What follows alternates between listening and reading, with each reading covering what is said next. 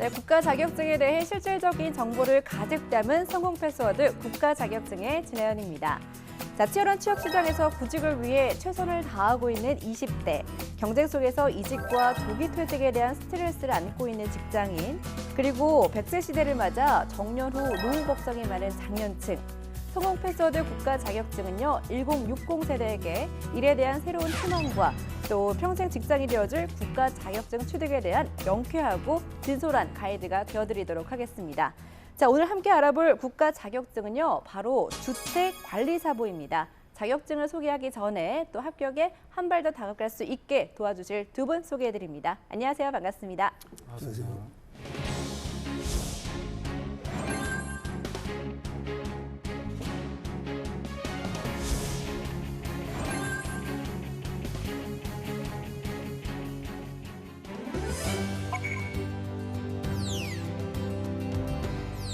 안정적인 평생 직업을 찾는 가장 빠른 길, 국가 자격증. 오늘은요, 주택관리사보에 대해서 한번 파헤쳐 보도록 하겠습니다.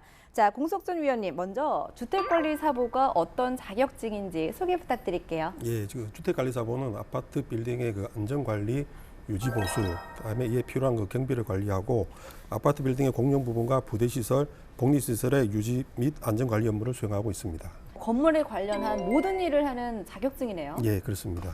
하지만 무엇보다도 이 일이 나와 잘 맞는지가 중요하거든요. 교수님, 주택관리사보가 기본적으로 갖춰야 할 것이 있을까요? 네, 우선 공동주택의 운영, 관리, 유지, 보수에 대한 넓은 식견이 필요하고 민원 처리에 필요한 부분이기 때문에 원만한 대인관계를 유지할 수 있다면 주택관리사보로서 성공할 수 있는 바탕이 되었다고 할 수 있겠습니다. 네, 대인관계가 굉장히 좋으신 분들에게는 좀 좋은 자격증이 아닌가라는 생각이 네. 드는데, 자, 그렇다면 주택관리사보 자격증을 취득하시면 어떤 일을 하는지 굉장히 궁금해하실 것 같아요. 어떤 일을 하게 되나요? 예, 주택관리사보 자격증을 취득하면 아파트 빌딩의 그 시설 및 환경의 관리, 관리비 징수 및 공과금 납부 등에 필요한 그 회계 업무, 그다음에 공유시설과 복지시설의 안전관리와 입주 및 퇴거에 관한 업무 등 입주민의 쾌적한 삶을 증진시키는 업무를 수행하고 있습니다. 네, 주택관리사보 자격증을 취득하면 어떤 일을 하고 어디서 일하는지 살펴봤는데요. 무엇보다도 우리 응시자분들이 가장 궁금해야 할 부분은 바로 연봉이 아닐까 싶어요. 연봉은 어떻게 책정이 되나요? 네, 연봉 수준을 일괄적으로 말씀드릴 수는 없겠지만은 아파트의 세대수나 그다음에 지방 또는 그 수도권에 따라서 수입이 천차만별입니다. 대략적으로 우리가 생각해 보자면은 네. 300만 원에서 450만 원 수준으로 생각하시면 되겠습니다. 네, 주택관리사보 자격증에 대해서 대략적으로 이렇게 살펴봤는데요. 자격증을 취득하고자 할 때는 좀 가장 중요한 것은 내가 잘할 수 있고 좋아할 수 있는 일인가를 생각하는 것이 중요하다는 거 기억해 주시고요. 응시자분들에게 도움을 드리기 위해서 주택관리사보 자격증을 취득하면 어디서 어떻게 일을 하는지 현장으로 한번 나가봤습니다. 현장으로 만나보시죠.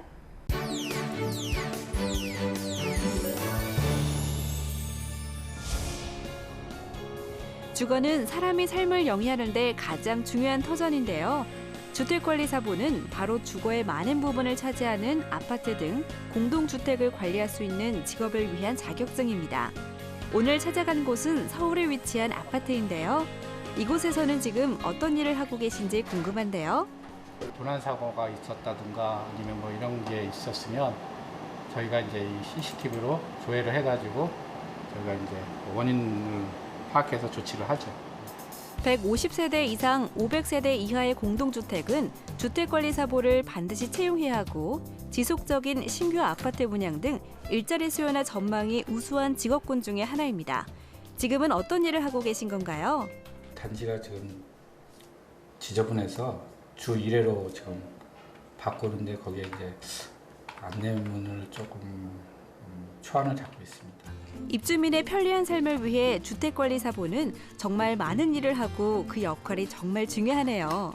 아파트라는 거주 공간에 살아가는 데 있던 어떤 생활의 불편함이 없는 그런 어떤 삶을 살기 위한 저희가 이제 그걸 어떤 서포트 또는 뭐 서비스 어떤 이런 차원에서 저희가 이제 쉽게 말하자면 이렇게 관리를 한다고 보면 되는 거죠. 예? 예, 안녕하세요. 어떻게 오셨어요? 입주민과 가장 가까운 곳에서 민원을 해결하는 김광석 소장님. 지하에서 한기가 안 돼요. 네, 그게 이제 바람을 이렇게 빠져야 되는데 거기는 지금 꽉 막혀 있어가지고 또 비가 오고. 독서실이 제일 문제예요. 네. 주택관리사보는 주민과 원활한 소통과 서로 간의 신뢰가 중요한 직업이기 때문에 책임감이 무엇보다 중요합니다. 중간에서 그 사람들을 조율하고 이렇게 하나의 이제 아파트라는 공동체를 만들어서 가야 되는데 어떤 서로 이제 그런 어떤 이해관계가 이제 달라지면은 그런 부분들이 사실은 굉장히 어떻게 보면 제일 큰 스트레스라고 볼 수 있는 거죠. 아파트 관리를 하면서 입주민들의 어떤 그 하면서 좀 이렇게 처리해줘서 고맙다 이런 말을 들었을 때 사실은 거기서 힘을 얻고 사실은 보람을 느끼죠. 아파트 곳곳에 소장님의 손이 안 가는 곳이 없는데요. 주택관리사보 직업을 선택하기 전 기본적으로 갖춰야 할 부분은 무엇일까요? 이것도 하나의 어떤 사람의 삶 살아가는 어떤 조그마한 사회고 이런 사회에서 관리소장이라고 하면 거기에 어떤 최고의 어떤 그 리더이기 때문에 그런 어떤 리더십을 발휘할 수 있는 어떤 윤리적인 도덕적인 그런 어떤 마음이 제일 중요하다고 생각합니다. 그런 자질이 사실 제일 필요하죠. 네, 주택관리사보가 어떤 일을 하는지 직접 보니까요. 합격의 의지가 더 높아졌을 것 같다라는 생각이 듭니다. 자, 합격을 위한 실전 가이드, 시험 과목과 방법에 대해서 알려드리도록 하겠습니다. 자격증을 잡아라 시간인데요. 자, 오늘은요. 주택관리사보에 대해 소개해드리고 있습니다. 구체적인 시험 정보 안내 만나보시죠. 시험은 1차와 2차로 진행되는데요. 1차 시험은 민법, 회계원리, 공동주택시설 개론 3과목으로 객관식 오지 선택형으로 과목당 50분씩 이뤄집니다. 2차 시험은 주택관리관계법규, 공동주택관리실무 2과목으로 객관식 오지 선택형 및 단답형 또는 기입형 주관식 혼합으로 과목당 50분씩 이뤄집니다. 합격 기준은 1, 2차 동일하며 과목당 100점 기준으로 매 과목 40점 이상, 전 과목 평균 60점 이상 득점한 자를 합격자로 결정합니다. 네, 주택관리사보 응시를 위한 시험 정보 소개해드렸는데요. 지금부터는요, 주택관리사보 합격을 위한 구체적인 공략법에 대해서 한번 파헤쳐보도록 하겠습니다. 자, 위원님, 먼저 시험 시기와 난이도가 궁금한데요. 어떤가요? 예, 그 주택관리사보 시험은 그 매년 1차 시험이 7월, 2차 시험 10월에 있습니다. 네. 그 올해 같은 경우에 이제 7월 16일에 1차 시험이 있고, 얼마 남지 않았네요. 예, 네. 2차 시험은 이제 10월 15일에 시행될 예정입니다. 저희가 보통 매년 4월에 시행 계획을 공고하기 때문에 이때 그 원서 접수일과 시험 시행일을 반드시 확인을 하셔야 될 것 같습니다. 1차 시험 같은 경우에는 회계 원리 과목이 가장 어렵다고 이렇게 수험생들이 느끼고 있습니다. 이는 회계학의 인문적 과목으로서 회계학 기초적 개념과 이론을 충분히 이해해야만 문제를 해결할 수 있기 때문입니다. 2차 시험은 이제 주택관리사보가 실무에 접하게 되는 실무 과목과 관련 법령을 충분히 이해를 해야 될 것으로 판단됩니다. 그리고 법률의 기본적인 사항뿐만 아니라 깊이 있고 심도 있는 실무 문제가 출제되므로 수험생들은 체계적인 준비가 필요합니다. 아, 그렇군요. 이제 시험에 관련해서 조금 대략적으로 한번 살펴봤습니다. 자, 응시자의 경우에는요, 작년도 시험으로 난이도를 좀 기준으로 삼는 경우가 많거든요. 이 주택관리사보 시험의 경우에 매년 난이도 변화는 어떤가요? 네, 분명 1차 시험과 2차 시험은 난이도 차이가 있습니다. 네. 그 자료를 한번 살펴보면은 가년도 평균 합격률이 19.28%, 네. 2차 시험은 53.44%입니다. 1차 시험 합격률이 19.28%면 굉장히 낮은 숫자 네. 아닌가요? 1차 시험은 네. 아무래도 전체적인 걸 이해하고 그 수준을 측정하는 부분이기 때문에 네. 아무래도 2차 시험보다는 난이도가 없다고 볼 수가 있겠습니다. 그렇군요. 난이도에는 좀 큰 변화가 없다라고 하니까 응시자분들께서는 조금 그래도 안심하는 부분이 네. 있지 않을까라고 네. 생각이 듭니다. 자, 그럼 1차 시험의 과목은 어떻게 공략하는 것이 좋을지 한번 꼼꼼하게 짚어보도록 하겠습니다. 교수님, 먼저 민법에 대해 소개해 주신다면요. 민법은 1편 총칙, 2편 물권, 제3편 채권 중 총칙, 계약, 총칙, 매매, 임대차, 도급, 위임, 부당이득, 불법행위가 출제되며 출제 비율은 시행공고에도 확인할 수 있듯이 1편 총칙이 60%, 나머지 40%가 출제됩니다. 그 민법의 경우에는 타자격 시험에도 많이 포함되는 과목이고 난이도는 그리 높지 않은 편이며 민법의 체계적으로 이해하고 있다면 쉽게 결정할 수 있는 과목으로 평가됩니다. 듣기만 해도 너무 어렵네요. 네, 법 관련된 과목이다 보니까 굉장히 어렵게 느껴지는데, 네. 자, 그렇다면 제가 듣기엔 민법 굉장히 어려워 보이거든요. 그러면은 시험 준비를 어떻게 하면 좋을까요? 민법은 그 법 과목이라는 선이기 때문에 수험생들이 이제 어렵게 네. 생각을 할 수 있지만은 기초 개념과 법률 용어를 충분히 이해하고 그에 대해서 접근을 한다면 의외로 고득점을 올릴 수 있습니다. 지금까지 출제된 기출 문제의 출제 경향을 보면 총칙과 물권편, 채권편 전반에 골고루 출제되고 있습니다. 따라서 기초 개념을 충실히 정리하고 기출 문제를 많이 푸는 부분으로서 문제 푸는 요령을 터득해야 합니다. 다음에 그 같은 내용이라도 문제 유형이 달라질 수 있기 때문에 될 수 있으면 많은 유형의 문제를 접해보는 것이 좋습니다. 기출 문제를 이제 좀 잘 살펴보는 게 좋을 것 같다라고 말씀하셨는데, 기출 문제만 보는 건 안 되죠. 기본 개념 없이 네. 그 기출 문제만 풀어본다고 해서 쉽게 득점을 할 수 있는 과목은 아닙니다. 그렇군요. 기출 문제를 위주로 공부를 하지만 절대적으로 좀 기본 설을 좀 활용해야 된다는 말씀이시죠? 예, 맞습니다. 네, 알겠습니다. 자, 그럼 다음 과목 한번 살펴보도록 할게요. 회계 원리 다음 과목입니다. 소개를 해주신다면요? 네, 회계 원리는 단순한 암기 과목이 아닌 이해 과목입니다. 그래서 회계에서 사용되는 용어를 포함해서 기본 개념을 학습하고 출제 비중이 늘어나는 계산 문제에 대비해서 기출 문제 및 예상 문제를 신속하고 정확하게 문제를 풀 수 있는 충분한 연습이 필요합니다. 또한 세부 과목 구분 없이 출제되니까 네. 이 점도 유념하셔야 될 것입니다. 세부 과목 구분 없이 출제가 된다는 건 어떤 내용인가요? 과목별로 출제를 배분해서 하는 것이 아니라 네. 그 전체적인 문제에 대해서 출제가 이루어지기 때문에 네. 다양하게 전체적인 이해가 필요한 그런 부분이 되겠습니다. 포괄적인 이해가 된 후에 네. 문제를 풀어야 문제가 풀린다는 말씀이시죠? 네, 그렇게 생각할 수 있습니다. 회계 원리 시험이 굉장히 어렵다, 또 응시자분들이 어려워한다라고 말씀을 해주셨어요. 자, 그렇다면 시험 준비 어떻게 하면 좋을까요? 예, 회계 원리는 다른 과목에 비해서 가장 까다롭고 과락이 많은 편입니다. 네. 크게 보면 이제 이론과 계산 문제로 대비할 수 있고, 이론 문제보다는 계산 문제가 큰 비중을 차지하고 있습니다. 계산 문제를 무리 없이 풀기 위해서는 우선 기본 이론과 회계 방정식을 완벽히 암기해 두고 그 계산 원리에 따라서 문제를 분석해야 합니다. 이론 부분에서는 회계의 본질, 수익, 비용의 인식 기준, 재무제표 작성 기준, 재고자산 등의 개념을 충분히 이해해야 하며, 계산 부분에서는 재고 유형 자산의 평가 및 원가 회계 중 기초 제공품 계산 등을 충분히 해결할 수 있어야 합니다. 회계 원리의 기사 문제는 확실한 이론을 토대로 계산식을 완벽히 대입해야만 해답을 구할 수 있다는 점을 명심하고 철저한 준비를 해야 될 것입니다. 그렇군요. 아까 말씀하셨을 때 과락이 가장 많은 과목이라고 말씀해 주셨는데, 우리 응시자분들께서 조금 간과하는 부분이 있을까요? 저희가 그 회계 원리라고 해서 수험생들이 좀 쉽게 접근을 하고 여기에서 뭐 가락만 넘기면 된다고 해서 조금 큰 비중을 차지하지 않고 수험 준비를 하는 경우가 많습니다. 네. 그러다 보니까 다른 민법이나 공동주택시설개론에서는 거의 만점에 가까운 점수를 받더라도 이 과목에서 사입점을 못 받아서 아깝게 불합격하는 경우가 많으니까 회계 원리 과목도 충분히 준비를 하셔야 될 것 같습니다. 네, 많은 분들이 다른 과목들에서는 많이 집중을 하고, 또 회계 원리 과목에서는 조금 과락되지만 않은 정도로만 넘기자라고 생각하시는 분들이 많아서 이 부분에서 탈락하시는 분이 많으시군요. 예. 이런 부분을 조금 잘 기억해 두셨다가 회계 원리 좀 더 좀 집중해야 되지 않을까라는 생각이 듭니다. 자, 그렇다면 세 번째 과목도 한번 살펴보도록 하죠. 공동주택시설 개론에 대해서 소개를 해주신다면요.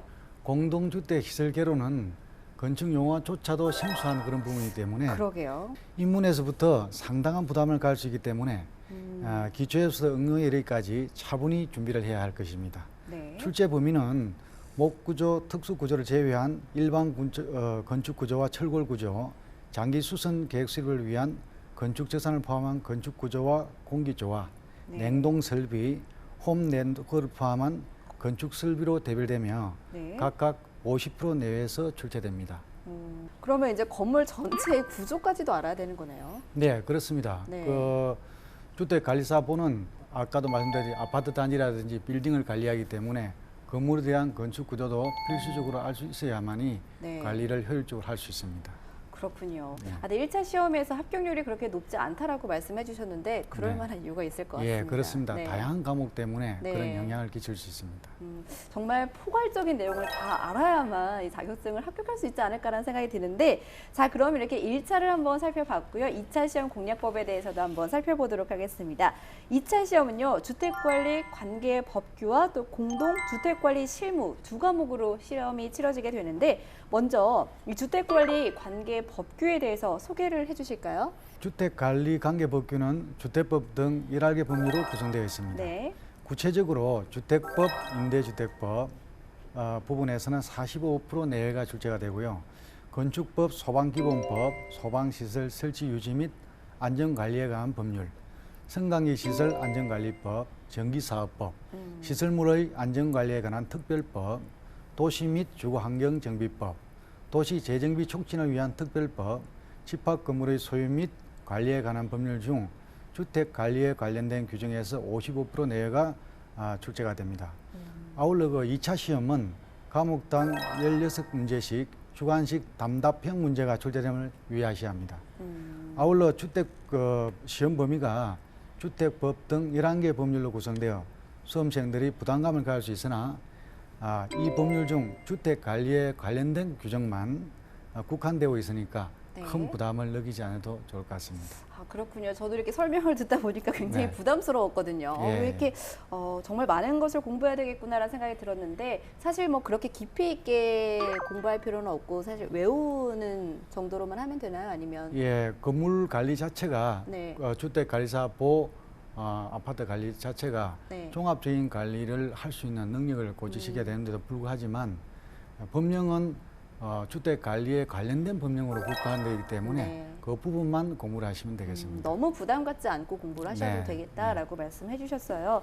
자, 그러면 주택관리 관계 법규 시험 준비는 또 어떻게 해야 되는지 궁금해하실 분들 많으실 것 같습니다. 예, 그 주택관리관계법규는 앞에 위원님이 말씀하셨지만 객관식이 24문제, 주관식 담답형이 16문제가 출제되고 있습니다. 네. 이 처음 수험 준비를 준비하신 수험들께서는 그 해당 법률에서 그 주택관리 그 규정을 발췌하기가 좀 어렵다고 판단됩니다. 하지만 다행히 이 과목은 뭐 고도의 어떤 법률 해석이나 판례 이해보다는 해당 법률의 기본적인 이해 정도만 하고 있으면 고득점을 할 수 있기 때문에 크게 부담을 가지실 필요는 없습니다. 그래서 본인에게 맞는 기본서 한 권을 네. 완독한다면 충분히 득점을 할 수 있다고 판단됩니다. 참고로 이번에 그 임대주택법이 민간 임대주택에 관한 특별법과 공동주택 특별법으로 변경이 되었습니다. 네. 그리고 소방시설 설치 유지 및 안전관리에 관한 법률이 화재 예방 소방시설 설치 유지 및 안전관리의 법률로 바뀌었으니까 이 점도 수험 준비에 참고하시기 바랍니다. 그러면은 이 과목에서 과락되는 분들 많으신가요? 2차 시험에서는 과락률은 그렇게 높지 않습니다. 네. 2차 시험 첫 번째 과목 살펴봤고요. 두 번째로 공동주택관리 실무에 대해서 소개를 부탁드립니다. 네, 이 과목은 주택관리사 보수시험생들이 실무에 관리하는 능력을 미리 평가하는 그런 차원이 되겠습니다. 네. 그래서 공동주거관리 이론, 공동주택 회계관리, 입주자관리, 대외 업무, 사무인사관리 등 행정관리 부분하고 그 다음에 시설관리, 환경관리, 안전방제관리 및 리모델링 등에 대한 기술관리로 대별될 수 있고 각각 50% 내로 출제됩니다. 실무 과목이라 해서 처음 접하는 수험생들은 부담 느낄 수 있겠지만은 이미 1차 시험에서 공동주택 시설 개론과 회계 원리를 배웠기 때문에 큰 부담을 느낄 필요는 없다고 봅니다. 그렇군요. 그러면 공동주택 관리 실무 시험 준비는 어떻게 하면 좋을까요? 예, 공동주택 관리 실무는 수험생들의 실무적 소양을 묻고 관리 능력을 평가하는 문제 위주로 출제되고 있습니다. 네. 앞에서 위원님이 말씀하셨듯이 시설관리와 환경관리는 1차 과목인 공동주택 시설 개론, 다음에 회계관리는 회계원리, 네. 사무관리는 주택관계 법령과 연관이 있으므로 이를 유기적으로 학습 준비를 하면 효율적일 것입니다. 최근 중시되는 그 각종 시설의 안전관리와 방제관리는 환경관리와 연계하여 학습해 두고 그 밖에 공동주택에서 발생할 수 있는 모든 문제에 관심을 갖고 준비해야 합니다.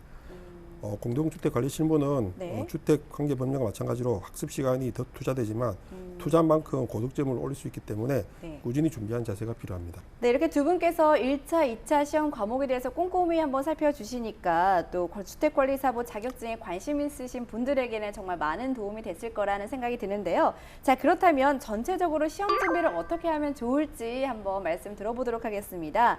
자, 교수님, 많은 응시자분들이 놓치는 부분들을 좀 찝어주시면 좋을 것 같아요. 네네. 주택관리사 시험의 경우에 민법, 회계원리, 시설개론 등 과목 간의 특징이 매우 이질적이기 때문에 네. 해당 분야 종사자 또는 전광사례 아니면 약간의 부담을 느낄 수가 있습니다. 하지만은 합격생의 대부분이 40, 50대인 점을 감안한다면은 자신감을 가지고 학원이나 아니면 다른 수강을 통해서 체계적으로 준비를 한다면은 합격의 영광을 누릴 수 있다고 생각합니다. 아무래도 시니어분들에게 굉장히 좋은 자격증이 아닌가라는 생각이 네. 들어요. 아무래도 이 자격증을 취득하게 되면 관리소 소장으로 일하시는 경우가 굉장히 많으실 거잖아요. 네. 그렇기 때문에 나이가 있으신 분들이 도전을 한다면 일할 때도 좀 수월하지 않을까라는 생각이 네. 드는데, 자, 그렇다면 우리 위원님께서도 팁을 알려주신다면요? 예, 그 주택관리사 시험은 세무사나 변리사, 관세사처럼 그렇게 어려운 시험은 아닙니다. 그렇다고 네. 해서 단지 몇 달간 공부한다고 해서 합격을 할 수 있는 자격도 아닙니다.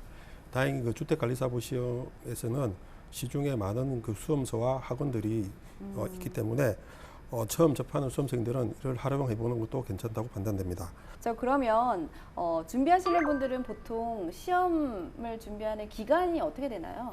저희가 그 합격생들을 이렇게 보면 보통 1년에서 1년 반 정도 꾸준하게 투자를 하셔야지 네. 합격을 할 수 있습니다. 준비를 하실 때 좀 차근차근 계획을 세우시고 그 기간까지도 생각을 하시면서 준비를 하시면 좀 더 효율적이지 않을까라는 생각이 드는데요. 자, 이렇게 지금까지 주택관리사보 시험 과목 및 시험 방법에 대해서 한번 살펴봤습니다. 자, 자격증을 준비하시는 응시자분들의 경우에는요, 하나부터 열까지 정말 궁금한 것이 굉장히 많은데요. 그래서 준비한 코너죠. 자격증 고민 상담소입니다.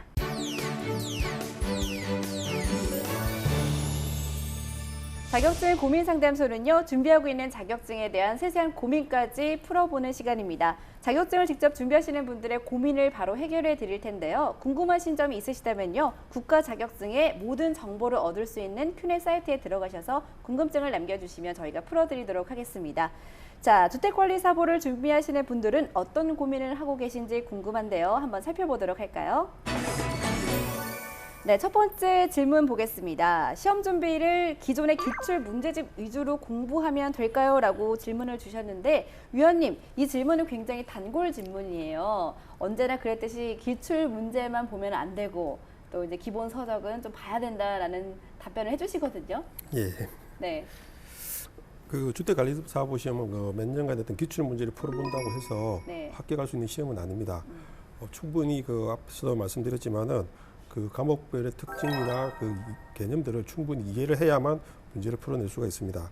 그래서 저희 공단에서 제공하는 기출 문제는 그 축제 경향을 파악하는 용도로만 활용하지 그거를 100% 풀어본다고 해서 합격할 수 있는 그런 자격 시험은 아닙니다.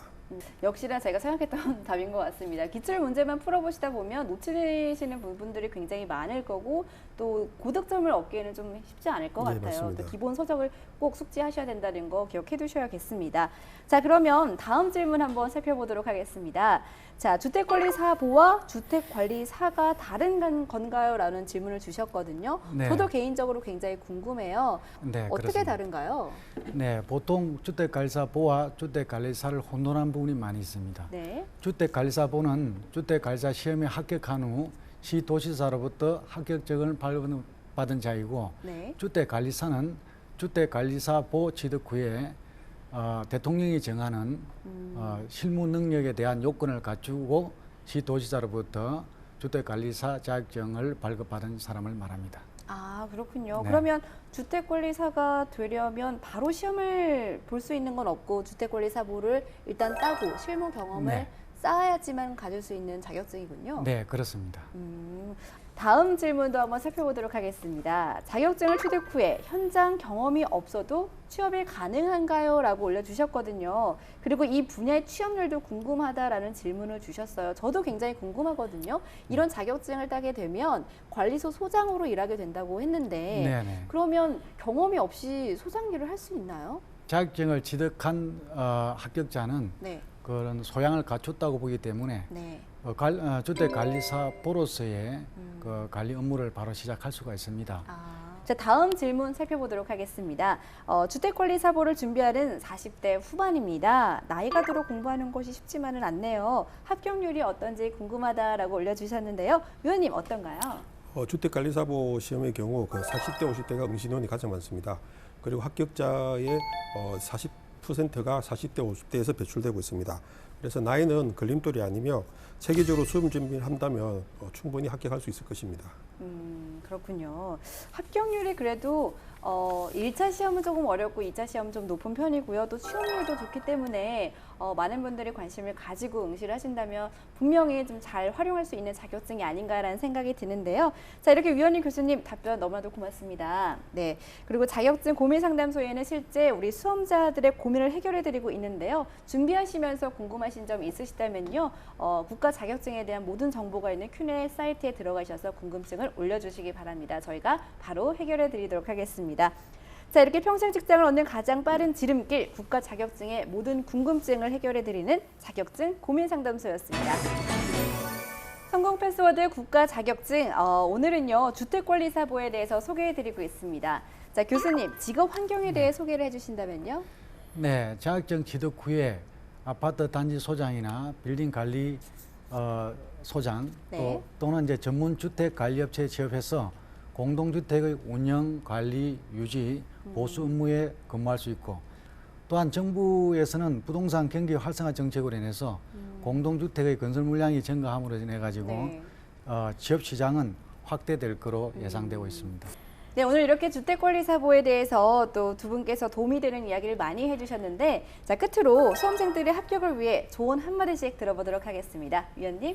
예, 주택관리사보 시험은 한두 달 공부를 한다고 해서 딸 수 있는 자격은 아닙니다. 조금 시간과 노력의 투자가 선행돼야 할 것입니다. 그래서 너무 조급하게 생각하지 말고 길게 보고 충분한 그 공부를 한다면 충분히 합격할 수 있을 것으로 판단됩니다. 네, 알겠습니다. 교수님도 조언 한 말씀 해주시죠.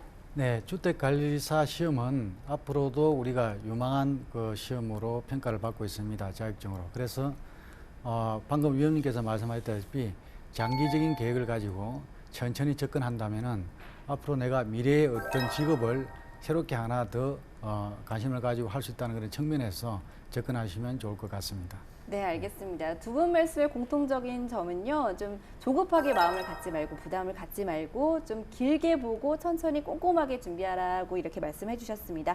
잘 기억해 두셨다가 좀 활용해 보셨으면 좋을 것 같습니다. 자, 그럼 지금까지 주택관리사보 자격증에 대해서 알아봤는데요. 좋은 정보 전해주셔서 두 분 너무나도 고맙습니다. 네, 누구나 자신의 삶에 대해 계획을 세우고 계획대로 실행하는 것은 정말로 어려운 일이긴 하지만요. 중간에 포기하지 않고 그 계획을 꼼꼼히 수행하다 보면 자격증 취득에도 꼭 성공할 수 있지 않을까라는 생각이 듭니다. 취업만이 목적이 아닌 나에게 맞고 내가 잘할 수 있는 자격증을 선택해야 된다는 거 꼭 기억해 두셨으면 좋을 것 같습니다. 자, 평생 직업으로 가는 가장 빠른 길 국가 자격증 취득을 위해서 가장 명쾌하고 친절한 가이드가 되어드리도록 하겠습니다. 자, 성공 패스워드 국가 자격증 오늘은 여기까지입니다. 시청해 주셔서 너무나도 고맙습니다.